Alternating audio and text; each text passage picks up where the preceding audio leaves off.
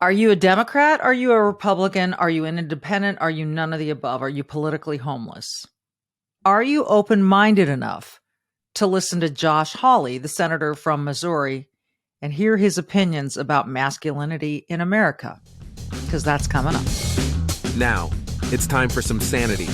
It's the Michele Tafoya podcast.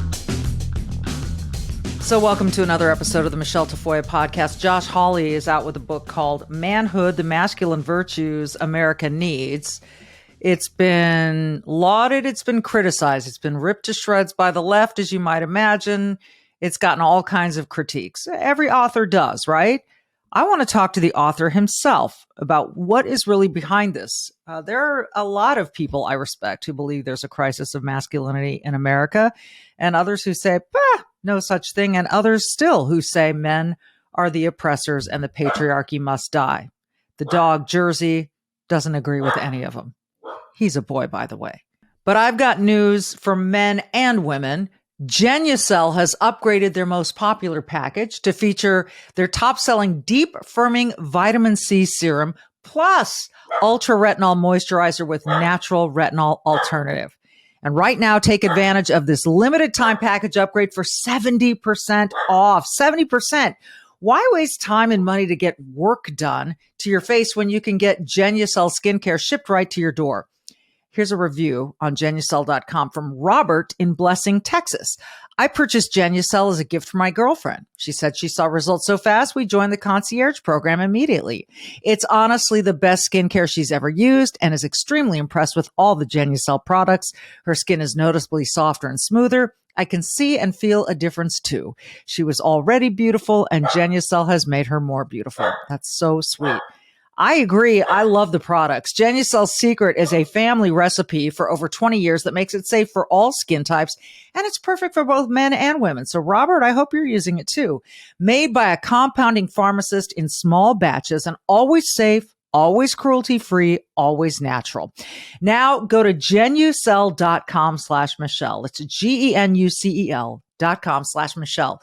Save over 70% off Genucel's most popular package featuring both the Genucel Ultra Retinol and the Genucel Firming Serum. Do not wait.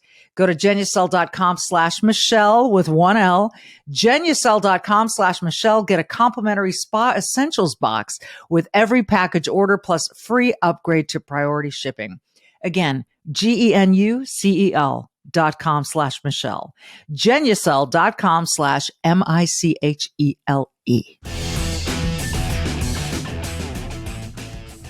Senator Hawley, thank you so much for joining us. The book is Manhood, the Masculine Virtues America Needs. Grateful to have you with us. I think the reaction to your book has been varied and wide. Why did you feel the need to write it? Well, thank you for having me. It's great to be with you. I am a father of three, two boys who are 10 and 8, and then a baby girl who's now 2. And I wrote it really because of my boys. You know, as they reach that age where they are increasingly influenced by popular culture and the entertainment industry and so on, I started thinking more about what is my obligation as a dad to help my boys become good, strong men, the kind of men that we need in this country, the kind of men that they were meant to be. And the book really grew out of that. It's interesting. I've had a number of guests on this podcast who believe that this term toxic masculinity or, oppression of the patriarchy are doing damage to men. And yet critics would say, oh, poor men. Oh, you poor guys. You're so oppressed, aren't you? You're so sad. And it's sort of like, well, roles seem to be fluctuating these days. And it's even my husband commented to me the other day. He said, well, men aren't really allowed to be strong and tough anymore, aren't they? It's not allowed. And it kind of is this overriding feeling that the acceptable masculinity, at least here in America, has changed. How have you seen it alter? Well, I think what we've seen is for several decades now, we've seen a message that has come from academia. It's come from the American political left. It's come from the entertainment industry that says that all masculinity is toxic. And it tells men, maybe especially young men, that just by being a man, they make the world a worse place, contribute to the injustice of society, and so on. My message in the book is That is a fundamental mistake. Men have an incredible ability to better the lives of those around them, to transform their families and their communities for good if they will accept the responsibilities that are out there for them, the responsibilities of being husbands and fathers and providers and living in a self-sacrificial kind of way. That's really what the book is about. So I think that hopeful message is what we need to call men toward. And so do we need strong men? Absolutely we do. We need strong, good men in this country. You kind of draw a line between sort of two groups of people. One is sort of the Epicurean liberal class who just, hey, I do this. I want my life to be happy. I want to be having fun all the time. I'm going to live for myself and my dreams. And then this other kind that is, I think, a little bit more, for lack of a better term, biblical. That is, I'm going to do the right things. I'm going to be true and virtuous to my family, to my wife. Is it that stark a contrast, or is there an in-between that I'm missing? No, I think that's right. I think that is the contrast. And I think that what you've seen from the modern left in America is an ethic that basically says a couple things. First is that the universe, the world, is basically without meaning. So if you want any meaning in your life, you got to make it. And the way you make it is just make yourself happy. And I think that turns out to be a pretty empty philosophy. And I think you can see that with young people today, maybe especially young men. I think we should send young men a different message, which is that the world needs you. You were meant for a purpose. And at the core of your purpose is taking on responsibility. We need you to be responsible for the people that you love. We need you to be responsible for working and bettering the world. And if you will do those things, young men, if you'll take on that responsibility, you can live a transformative life. You can change your life. You can change the lives of those around you. But it really begins with accepting responsibility, accepting duty, and service to others. By the way, I don't hear you excluding women from accepting responsibility or having duty. I mean, it certainly women can accept that role as well, right? Totally. And, this is something that my wife has pointed out to me many times. My wife is an attorney, Michelle, and we met actually working for the U.S. Supreme Court. But, my wife has pointed out to me in relation to this book, she said, strong women want strong men. Why? Because they're not stupid. And her point to me has been a strong woman doesn't want a man who's not going to contribute anything. She wants somebody who's going to contribute something to the partnership, to the marriage, going to contribute something to the family. And I think our message to men and young men needs to be, hey, be a guy who contributes.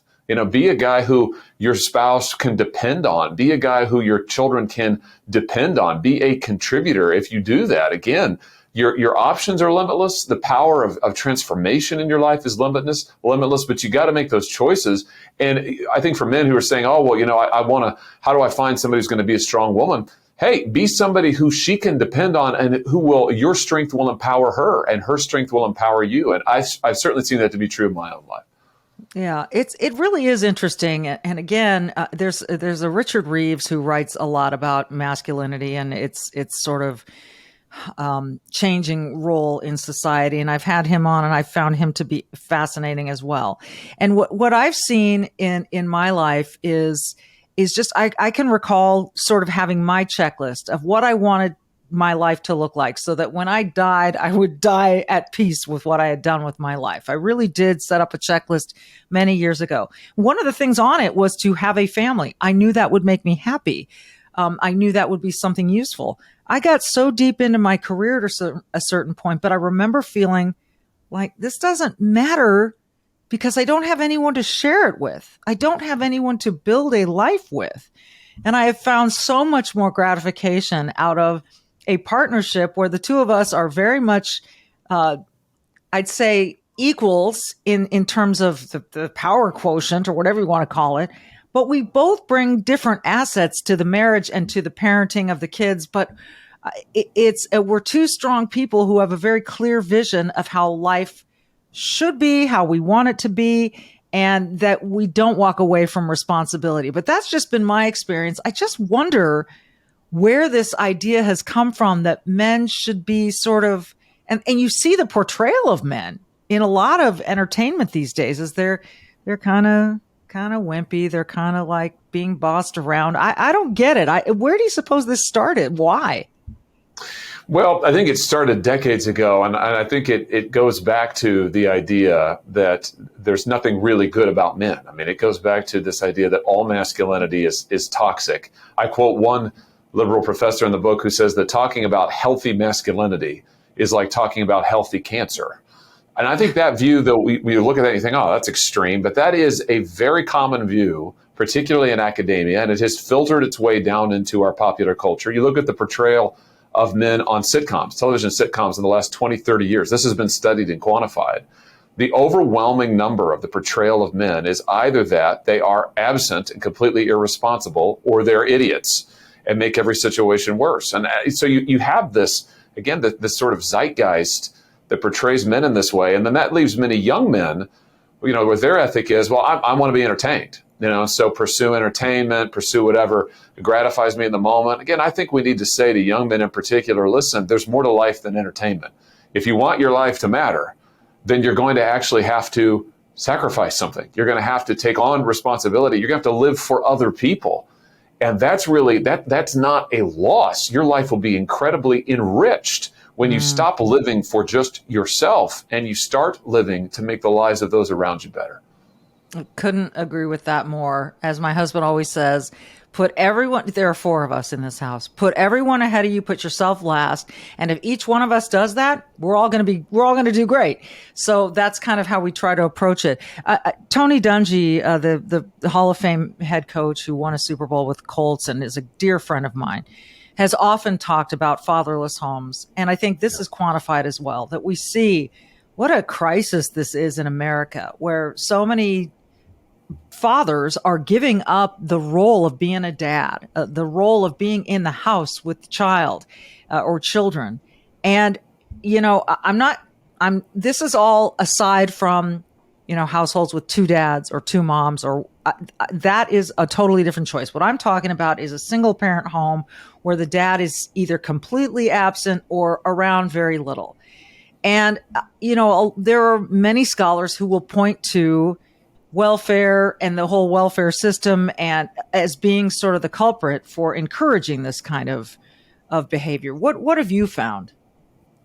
Well, first of all, let me just underscore what you said about the importance of fathers. The truth is, if we want to really tackle the problem of childhood poverty in America, we have to get fathers in homes providing for their children, providing for their spouse. If we want to tackle the problem of youth violence, which is growing worse in this country, especially among young men, we need fathers in homes and neighborhoods. I mean, the data is just really, really clear on this. So I think it is absolutely critical that we underscore that and that we point that out and that we call men to it and say, listen, again, you can, if you want to make a difference as a man, be a father. If you want to make a difference and leave a legacy, be a husband and commit yourself to something that is bigger and broader and more meaningful and purposeful than you are.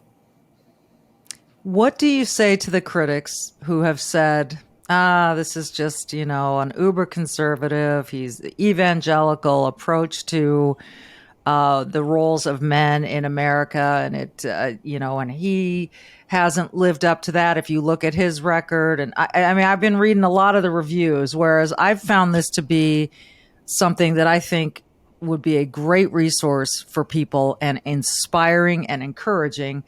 Others have seen it, as they will in today's society, right? Completely differently. So how would you answer those critics?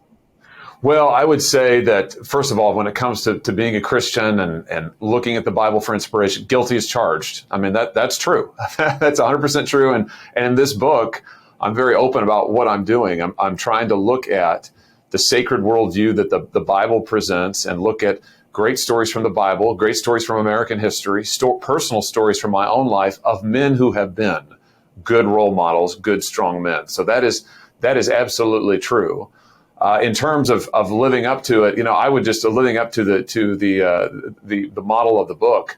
Probably guilty as charged there too, in terms of nobody's perfect, and I certainly am not perfect, but I think that is hopeful for all men. I think men know. Look, any father and husband knows that he's not perfect. I mean, I think that's one of the worries that men have, right? It's like, as a dad, like I should have said that and I didn't. As a husband, I should have been there and I wasn't. I've screwed it up. And I think part of the hope although I hope this book, and certainly the hope I found in my life, is you don't have to be perfect.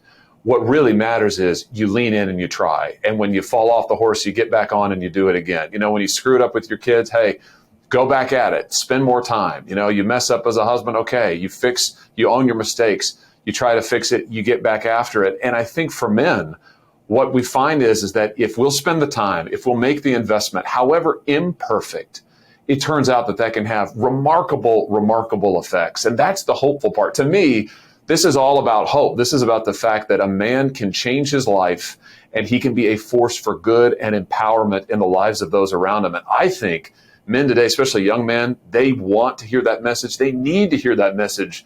And we need to call them to that kind of hopefulness. Is there an opportunity missed here? And this is purely just coming to my head. I'm trying to look at all angles, Senator. It's kind of bumming me out that America is losing a lot of its religion. I've been telling people I'm reading, and it's taking me forever, Ron Chernow's biography of George Washington, which is phenomenal.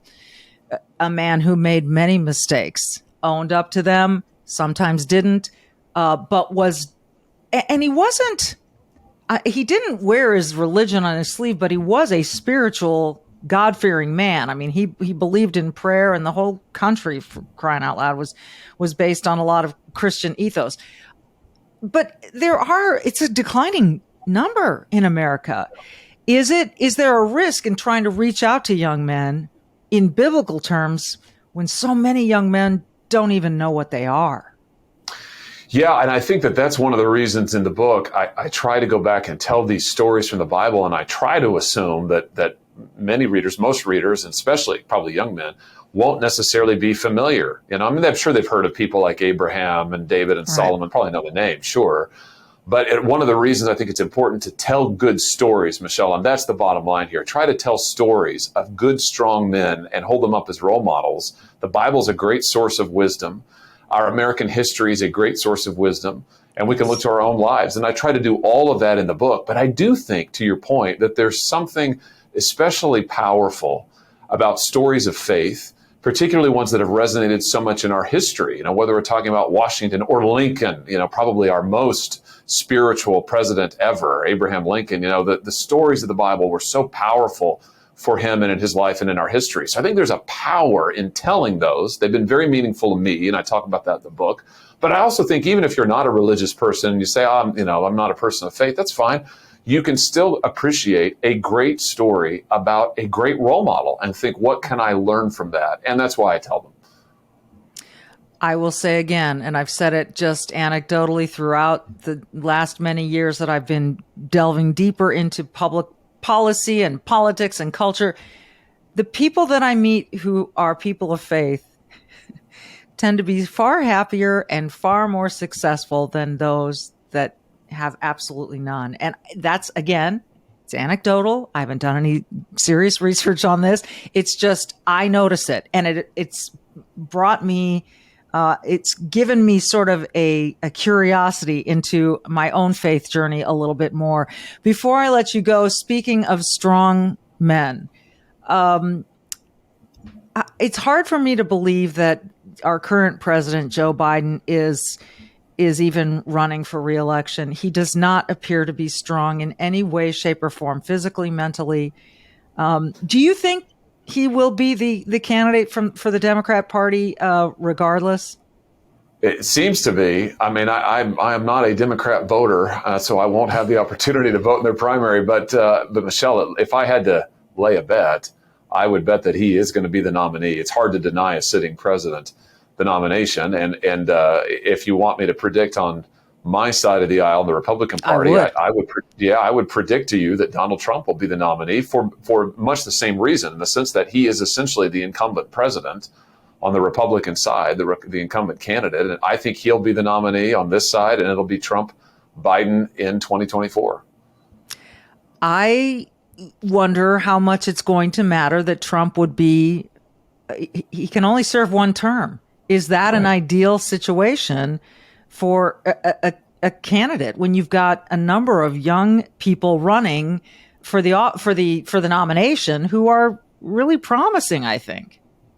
it will be a very unique campaign. And if he's reelected, it would be a very unique presidency for exactly that reason, Michelle. I have not heard very many people notice this, but I think you're right to notice it. It would be the first time in any of our lifetimes where we have a presidential candidate who can only serve a single term. And if he's elected, it'd be the first time in any of our lives that you've got a president who can only serve for one term. I think that would very fundamentally change his presidency. How? I'm not sure because we haven't seen it. But just as a student of history, a lover of history, it's been a heck of a long time since we've been in a circumstance like this. And I think it'll make for a very, very unique campaign and will have a significant effect.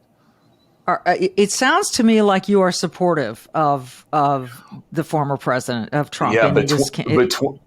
Yeah, between Biden and Trump, there's no doubt where my vote will be cast there, Michelle. I will support. Okay, between those two. But as we head into the primaries and we look at all these, Nikki Haley, Vivek Ramaswamy, we look at Tim Scott, we look at Ron DeSantis, and I haven't even mentioned all of them. Is Trump your guy? Well, I think he's going to be the nominee. I mean, I really do. And that is nothing against anybody else who you just named. A number of those folks are good personal friends of mine. But I just think, Michelle, that he is going to be the nominee. I think the moment that Democrat prosecutor in New York came after him on charges that I think, frankly, are trumped up, trying to charge him with a federal crime that has never been charged before, doesn't exist, related back to campaign finance violations, this, that, and the other.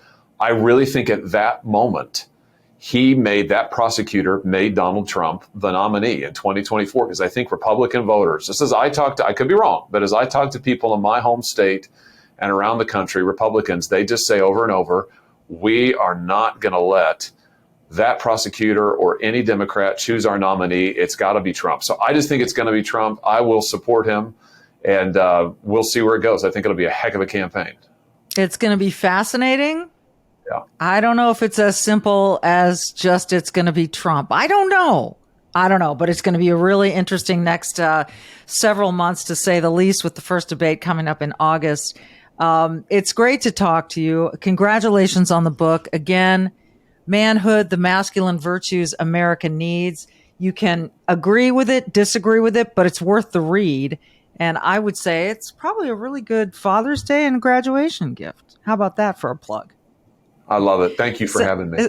Yes, Senator, thank you so much. He is Senator Josh Hawley from Missouri. I am Michele Tafoya. Thanks for listening. As always, be brave and do good. Thanks.